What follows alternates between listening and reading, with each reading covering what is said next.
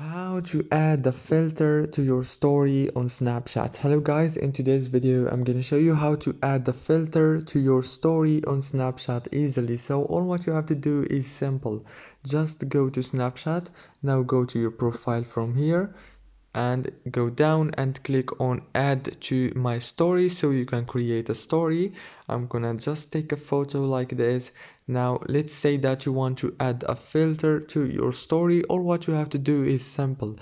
Just go here and click on this option right here, click on it, and now as you can see you can choose any filter you want from here.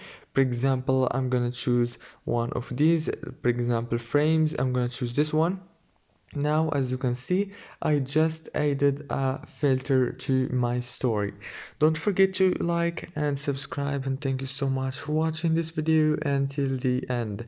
See you later.